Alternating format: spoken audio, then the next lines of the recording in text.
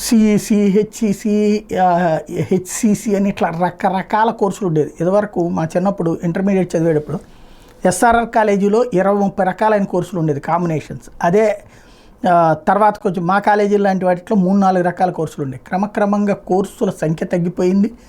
ఏంటయ్యా అంటే ఈ కార్పొరేట్ విద్య ఎప్పుడైతే రంగప్రవేశం చేసిందో మనం ఏం చదవాలో వాళ్ళే డిసైడ్ చేస్తారు.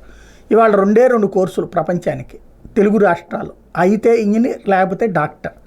ఈ 2 తప్పించి మిగతా దాంట్లో బతకడం అనవసరం అన్నటువంటి విధంగా గత 30 ఏళ్ళ నుండి పట్టుకుపోయారు.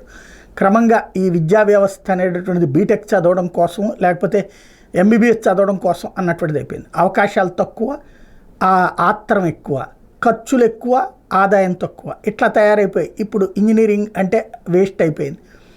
మెడికల్ అంటే అనవసరం అని వచ్చింది. ఎందుకంటే ఇప్పుడు నర్సు కంటే కూడా ఎంబీబీఎస్ చదివిన డాక్టర్ జీతం తక్కువ అయిపోయినటువంటి పరిస్థితులు. ఈ దిశలో ఇప్పుడు రూటు మార్చేశారు ఇక్కడ. ఎందుకంటే 30-40 ఏళ్ళ నుంచి ఈ వైపుకి తీసుకెళ్ళిపోయారు కదా, కార్పొరేట్ వ్యవస్థలు వాళ్ళు బాగుపడిపోయారు, కానీ జనాలందరూ చచ్చారు. కాబట్టి ఇప్పుడు కొత్త కాన్సెప్ట్ వైపుకి తీసుకెళ్తున్నారు. ఏంటంటే సివిల్స్ శిక్షణలు ఇస్తాం. ఇప్పుడు ఇదే కార్పొరేట్ విద్యా వ్యవస్థలు సివిల్స్ శిక్షణలు ప్రారంభించినాయి. ఆ దిశగా వెళ్తున్నాయని పత్రికలు రాయడం మిగించేస్తాయి.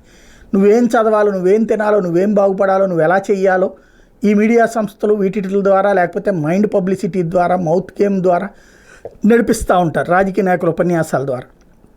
మనం అదే ట్రాప్లో ఉంటాం. అంతే తప్పించి వాస్తవికమైనటువంటి ఉపాధి అవకాశాలు, ఉద్యోగ అవకాశాలు ఏవైతే ఉన్నాయో వాటి పట్ల చులకన భావాన్ని మనకు పెంచి పోషించారు. ఇవాళ రోజున ఒక చెఫ్కు ఉన్నటువంటి వాల్యూ మామూలుగా ఎంబీబీఎస్ చేసినటువంటి డాక్టర్ కూడా ఉండట్లేదు, విలువ పరంగా చూసుకుంటే, ఆదాయం పరంగా చూసుకుంటే.